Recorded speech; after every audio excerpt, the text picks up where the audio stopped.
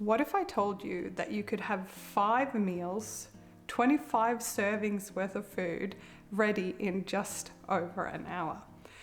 If you've got a busy week ahead, I certainly do. I have a really busy week ahead at work and socially.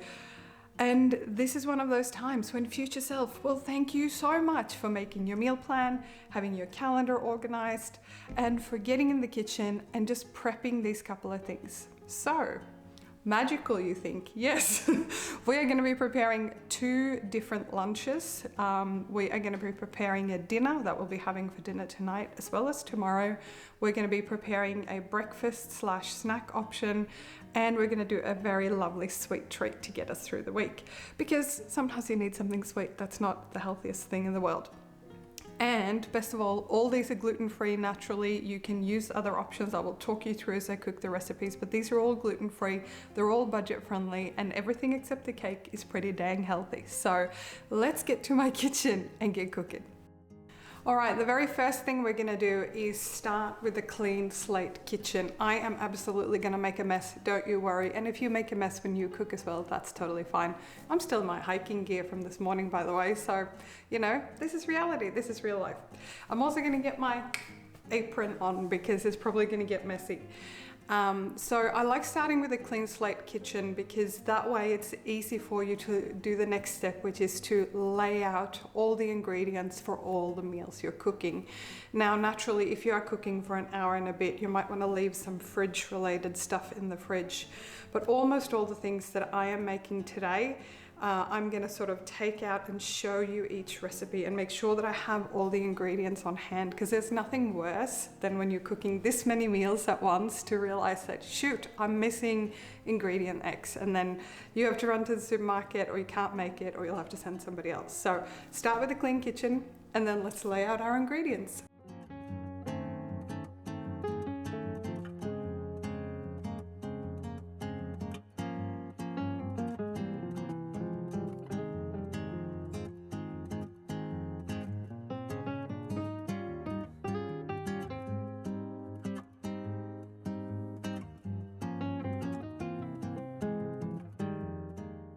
All right, there we go.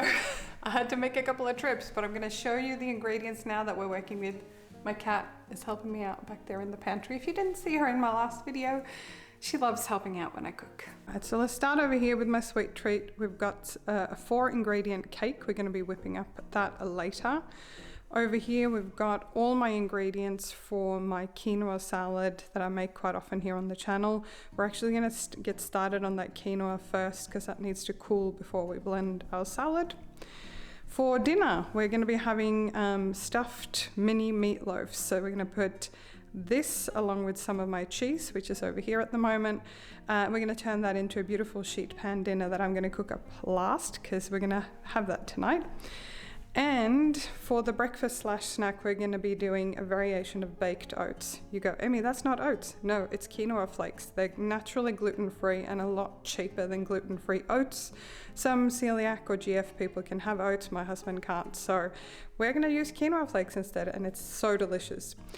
And here is my second lunch, which is this zucchini bake. So we're gonna use some eggs. I'm gonna bulk out the protein with some tuna, which I've done in this dish before, some zucchini, and that is all of my ingredients. That baking powder, I believe, will need to be used in this dish as well as some of that milk will go into this dish as well. But I have all my ingredients laid out, and I can highly recommend that you do this before you get cooking, or you'll get very disappointed if you've missed something. All right, my cat is having a lot of fun playing in the background, you know, Sunday-itis, I don't know. Anyway, when you're cooking several things, we're gonna cook 4 of these dishes in the oven. So what we're gonna need to do is work out the oven temperatures. So my quinoa oat bake is gonna need to cook at 180 Celsius, as is my cake. So we're gonna start with those 2 things first, and then we're gonna start prepping the other things. But the very first thing I'm gonna do is get that quinoa cooking on my stove so it can cook and then cool in time for us to mix it into the salad.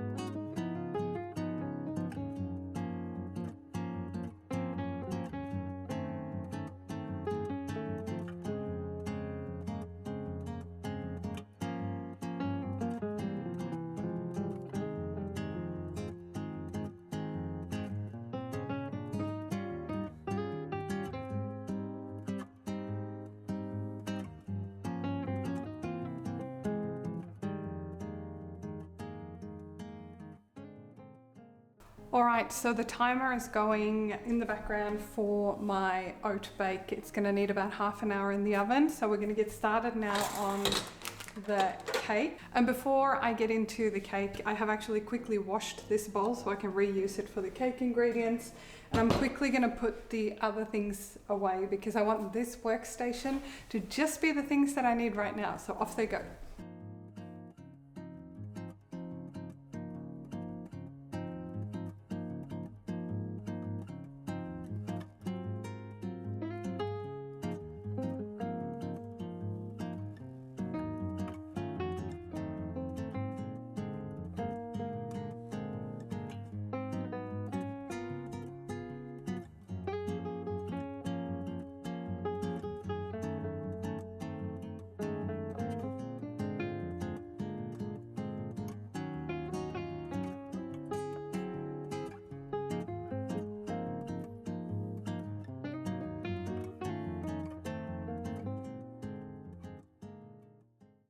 Now you'll see what I mean later, but this humble cake is, don't be fooled by it. It's only got the 4 ingredients, but it is so good.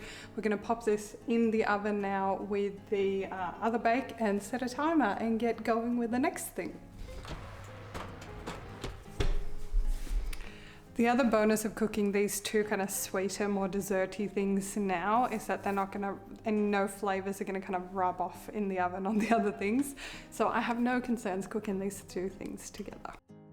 All right, so we're ready now to start on the zucchini bake. And the first thing I did is I used my trusted Ninja blender because we are taking shortcuts here today to go as quick as possible. So you could grate this by hand, doesn't matter, but there's a lot of liquid in zucchini. And for this zucchini bake to work, we want to get some of that liquid out. So I've just got a normal kitchen towel thing, and then we're just gonna empty this out here and give it a good squeeze. In a pinch, you could use paper towel. Wouldn't recommend it, it gets really messy. So this doesn't stain things. So I normally just use like a dishcloth or whatever, kitchen thing, and it works just fine. So all we're gonna do now is basically wring as much of the liquid out as possible. And you'll see normally from 2 to 3 zucchinis, you get a good couple of tablespoons of liquid out, which you want to get out before you put in your other ingredients. So giving this a really good squeeze, good for the muscles. All right, so you can see there just how much liquid we got out already. I could keep going, but I'm feeling pretty comfortable about that. All right, so I'm just gonna tip this out and I'm gonna use this bowl because let's not create more dishes. Okay, so back in the zucchini goes. Now this will probably create some mess in your kitchen, but are you even cooking if you're not making a mess? I don't know. All right. So by the way, we're coming up to about half an hour of cook and prep time. I've got both my cake and my oat bake in the oven. Oh man, they're looking so good. So I want this one ready to go for when those two are done. And by the way, I'm just going to use this glass dish. I've just got a tiny bit of olive oil in here. And this is the IKEA 365 with the plastic lid. So once it's cooked and cool, you can actually store it in the fridge just like this, which I love for things like this and the lasagna. All right, now let's quickly just add all the other ingredients and stir this together.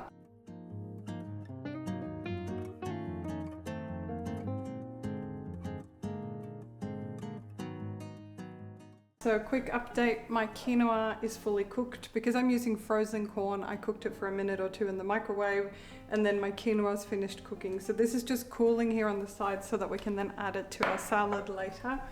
And the oat bake just came out of, quinoa bake just came out of the oven. I'm planning for this to make about 3 portions worth. It's smelling so good. I can highly recommend you give this one a go. Right. Whoopsie, almost killed my moose there. I've got all my ingredients in here except for my spinach. The original recipe, which will be linked down below, calls for kale or fresh spinach. I very rarely have either of those on hand, and I'm not a huge fan of kale. So this is just 2 to 3 lumps of frozen spinach that I have heat it up in the microwave for, I don't know, 30 to 60 seconds. Just so they're a little bit easier to mix in, but it's a really, I mean, frozen spinach is like 80 cents, 90 cents for a bag, so it's a really good way to make that work. All right, now all we're gonna do is mix this up and get it into this oven dish. I just realized I completely forgot the tuna. Give me a second. All right, take two. Let's mix. So there we go, all mixed up. This, I just added the tuna in once when I made it myself. This is a large can of tuna. You can get it from Coles, Aldi. I just use the spring water kind. And then we're just gonna put it here in the dish and get it into the oven because I have an empty slot. My cake is almost done. Oh my gosh, it's so heavy. All right, let me scrape this bowl out and I'll be back. All right, so my oven timer, my second timer has just gone off, so we're gonna get that cake out of the oven. Let me just quickly check. Oh yes, we are looking good. Woo. All right, so here is my cake. I'm gonna show you a bit more closely in a second. That's looking beautiful. I just quickly wanted to say that this might not look like a very exciting dish, but it is so versatile. I just added the tuna as a test a couple of times ago when I made it because I wanted to up the protein. So this is an egg-based dish. Again, the recipe is linked below, but I just added a large can of tuna, spring water tuna, just drained it really well and mixed it in, and it turns out really good. You could top this with some cheese, but I'm trying to be a little bit mindful of cheese and fats at the moment. So we're gonna pop this in. I'm gonna pop the temperature up just ever so slightly and pop this in the oven. Oh man, these smell so good. Now, if this cracks a little bit or looks a bit brown on the top, it is totally fine. It doesn't matter at all. It is so delicious. If you love coconut, please let me know you're gonna give this a go. So the very last thing I'm gonna get moving, well, the second last thing I'm gonna get moving on, we're sitting at about 45 minutes in of prepping. I've got two things already done, so I'm gonna get started on tonight's dinner, which is the mini meatloaf sheet pan, and while that is cooking in the oven, I'm going to then finish off my quinoa salad. So let us get moving with tonight's dinner. This is such a simple recipe, and it is so easy. All right, so getting started on the mozzarella green bean mini meatloaf. So in here I've got 6 potatoes. I did not peel them, because who's got time for that? But I did wash my potatoes, and in the bottom of the bowl I put about a tablespoon of olive oil and a little bit of salt and pepper. This is my best tip, by the way, to coat vegetables and not like overuse oil and things like that. Oops, potato on the floor. So we're just gonna stir this around to make sure the potatoes are coated. And then in the same bowl, I'm gonna mix up the green beans and get them onto my sheet pan. By the way, my sheet pan, I've just lined it with some baking paper, and I'm really stoked. I'm not sponsored, but I found a compostable brown paper, meaning that I can use this for easy cleanup, and I can actually throw this in the green bin because the council where I live allows that. So there we go. My potatoes are mixed up. Oh my gosh. I might need 2 sheet pans. All right, let's see. Let's spread the potatoes out as evenly as we can and get the beans. So same thing with the green beans. I used about half of my bag, so I think this is probably about 200 grams or something. By the way, if you haven't seen my vegetable garden video yet, you will not know, but I haven't had to buy green beans for probably 9 to 10 months because I had so much green beans going in my garden. But these are purchased, and that's fine because it's winter now, so I'm growing other things in my garden. Anyway, we're gonna pour this over the potatoes and get going on the meatloaf.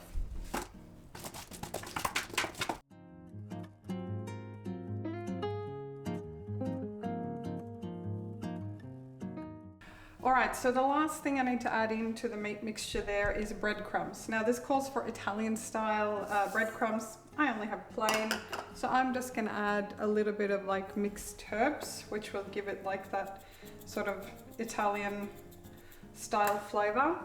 The other thing I did a little bit differently is I have very little ketchup or tomato sauce left, so I actually added a little bit of this and about half a tablespoon of tomato paste.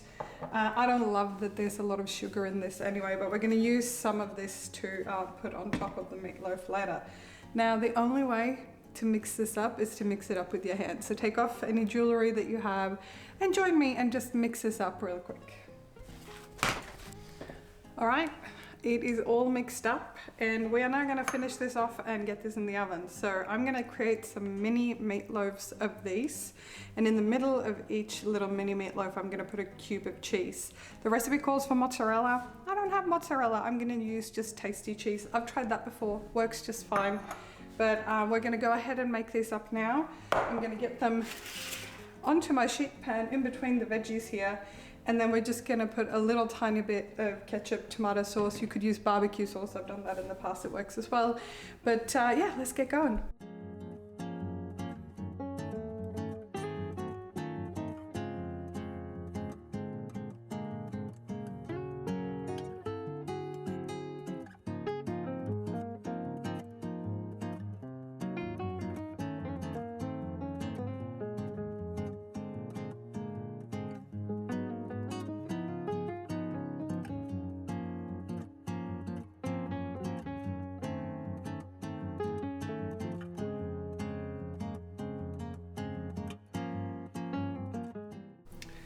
Alright, so my zucchini bake just came out of the oven. It's smelling amazing, looking amazing. This is going to make 6 generous serves for lunch.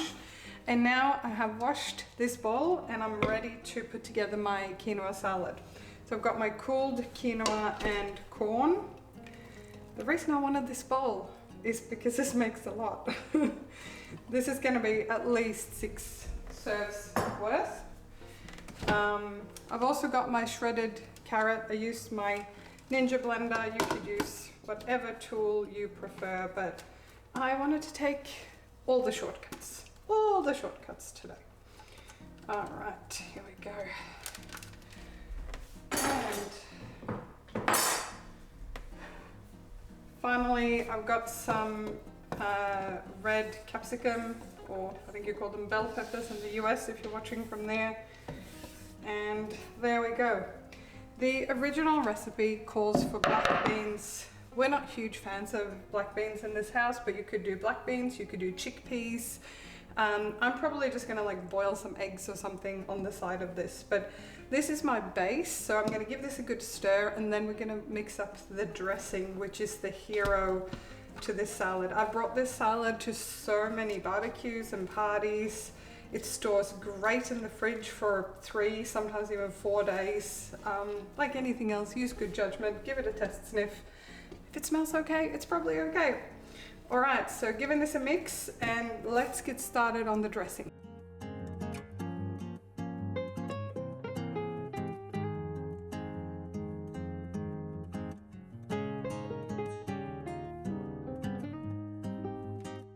And the very last thing I'm going to add to my dressing is the zest of my lime. I have used lemon instead of lime in this recipe before, but I can highly recommend going lime instead of lemon. It really complements the flavors. It becomes a bit more like a Mexican salad, kind of, with that vinaigrette. So because I've got the mustard as well, the Dijon mustard, you could use yellow mustard if you didn't have Dijon on hand. I'm just going to give this a good stir now. Now, it might look like an awful lot of dressing, but it is a really big salad. And this salad is nicer if it gets to sit in the fridge for half a day to a day. So make this ahead of time. And yeah, and then we're just going to basically put this straight into my salad. It'll be ready for the week. Now this is one of our favorite salads in the summertime and in the wintertime. You could serve this as it is. You could add the chickpeas and the beans I talked about before. You could serve some tuna. You could have some chicken, grilled chicken with it. We've mixed this up endlessly. Sometimes I'll just have this in a boiled egg or two for lunch, but this will be really, really good in the fridge for at least about 3 days or so. So I'm going to put the lid on this and put it away in my fridge and show you all the food we made in an hour and a half. Isn't that pretty dang good? It's gotten dark outside while I was filming, but I'm here with you. It's been about an hour and a half all up, and I'm pretty stoked with what we made in that time.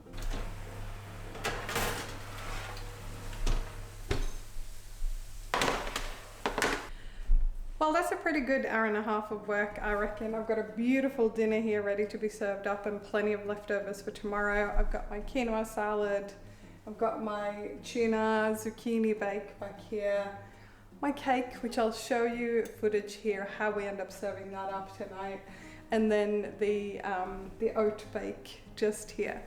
And this goes to show that you don't have to be a master chef, you just have to have a little bit of time and a little bit of effort. And I will admit, earlier today when I started filming about an hour and a half ago, I was feeling really, really flat, and I was feeling like the week coming up was feeling really busy and really stressful. And look, it'll probably be fine, but now having prepared all this, mostly, minus a cake I guess, but mostly healthy food for the week ahead, I feel like I've given my future self such a big gift. I'm not going to have to do any cooking for lunches, and I've got 2 dinners ready right here. I've got another dinner already planned with a friend going out for dinner. So this week is going to fly by, but thank you so much for hanging out with me today, and I hope you look forward to try some of these recipes to make your week just that little bit easier.